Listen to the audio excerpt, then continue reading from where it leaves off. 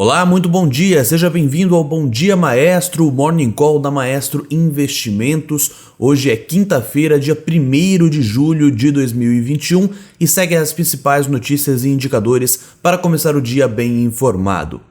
Após registrar um dos melhores primeiros semestres desde 1998, futuros do S&P 500 sobem junto com as ações europeias em meio a sinais de otimismo com a economia.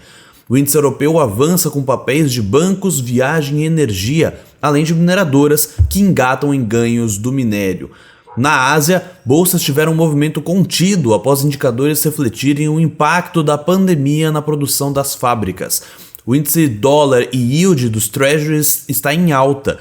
Lira turca e rublo têm melhores desempenhos entre moedas emergentes. O Ministério da Economia divulga dados do CAGED de maio às 10h30 da manhã, com participação do ministro Paulo Guedes em coletiva às 11 horas. E o presidente da Câmara, deputado Arthur Lira, sinaliza que não dará andamento ao pedido conjunto de impeachment realizado por diversos grupos de oposição ao governo. Índices de mercado agora pela manhã. Tóquio fechou em queda de 0,29%, Hong Kong ficou fechada por conta de um feriado e Xangai fechou em queda também de 0,57%.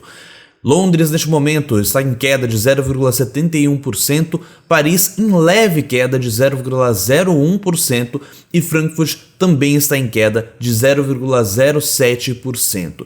Os futuros de Dow Jones estão em alta de 0,02%, futuros de S&P 500 também em alta de 0,01% e os futuros de Nasdaq em queda de 0,19%. A agenda de divulgações hoje: o market PMI industrial referente a junho aqui no Brasil será divulgado às 10h15 da manhã. O CAGED, como a gente já falou, referente a maio, será divulgado às 10h30. E a balança comercial de junho será divulgada às 3 horas da tarde. Lá nos Estados Unidos, os pedidos iniciais e pedidos contínuos de seguro-desemprego, é uma divulgação semanal aí, vão ser divulgados às 9h30 da manhã. O Market PMI Industrial de junho lá dos Estados Unidos será divulgado às 10h45 e o ISM de Manufatura de junho será divulgado às 11 horas da manhã. Destaque internacional: na China e no Reino Unido, PMIs de manufaturados de junho estão pouco abaixo do esperado. No primeiro, 51,3 pontos ante estimativa de 51,9 e no segundo, 63,9 versus 64,2 que havia sido a prévia.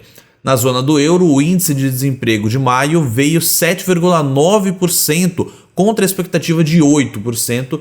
E o PMI de manufaturados final de junho ficou em 63,4 pontos, 0,3 pontos acima da prévia.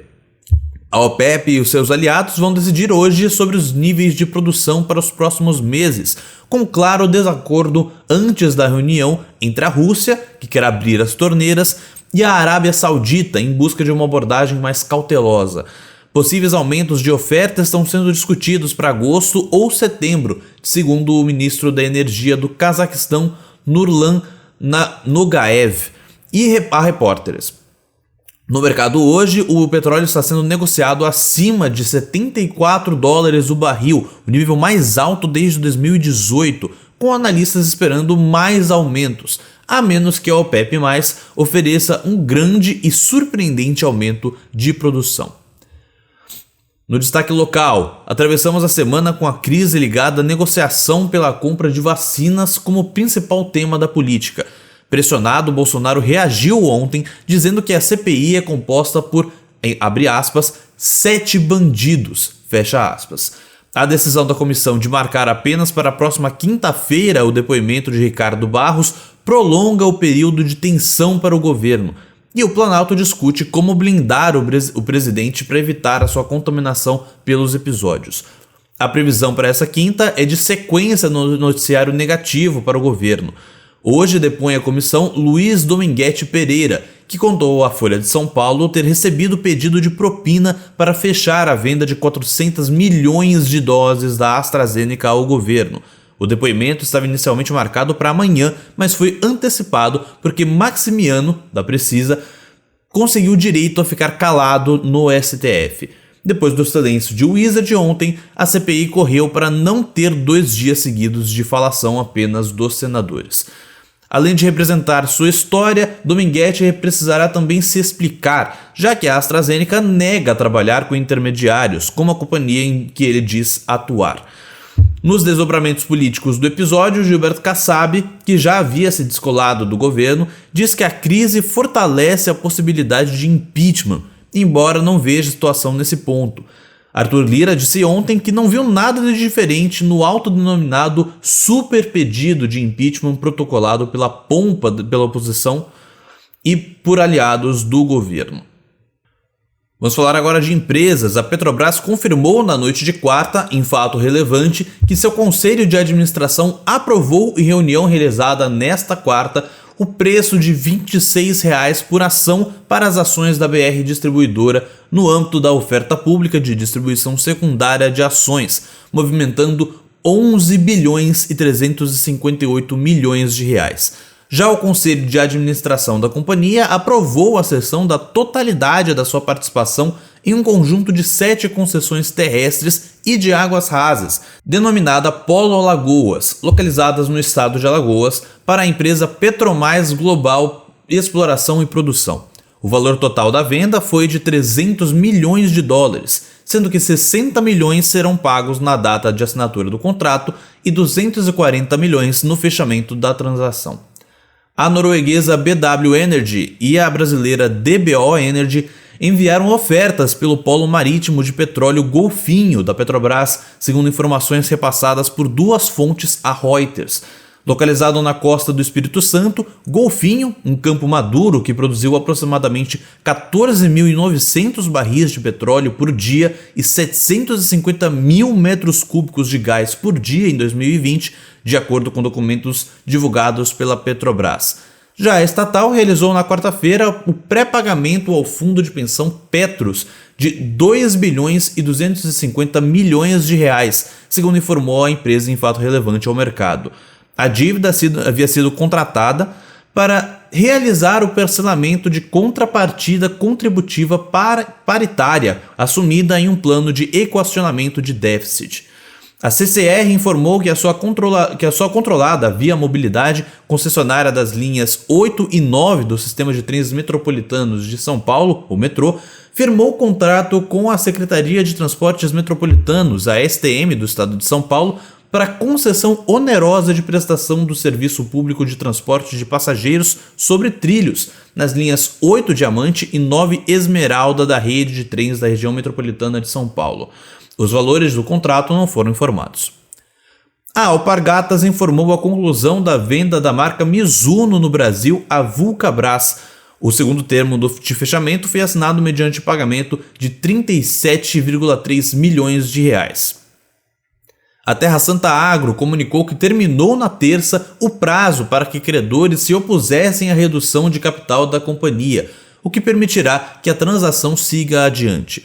O montante total envolvido na redução de capital é de 673,6 milhões de reais e o movimento se tornará efetivo após o cumprimento de condições suspensivas previstas na operação.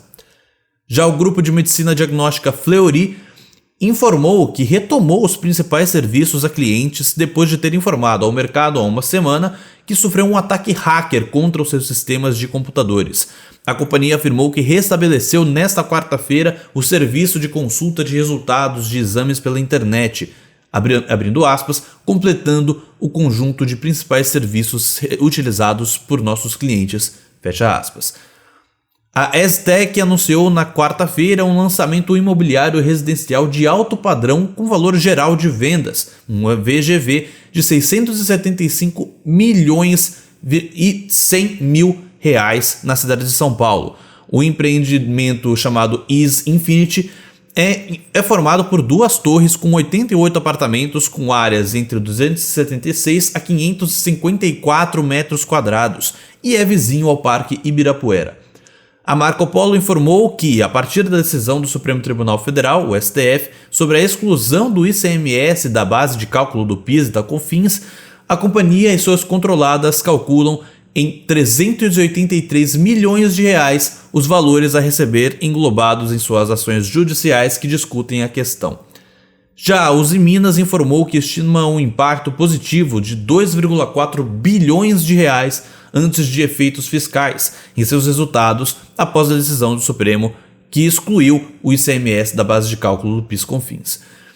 Por fim, a JBS, segunda maior empresa de alimentos do mundo, anunciou na quarta-feira que antecipou de 2030 para 2025 a sua meta de desmatamento ilegal zero para a cadeia de fornecimento de bovinos, incluindo os fornecedores terceiros nos biomas do Cerrado, Pantanal, Mata Atlântica e Caatinga, mesmo prazo já estabelecido para a Amazônia. Segundo a companhia, a antecipação se deve ao avanço da plataforma Pecuária Transparente, que estende o monitoramento aos fornecedores dos fornecedores de gado, com o uso de tecnologia blockchain. Então é isso, um bom dia, um abraço e bons negócios.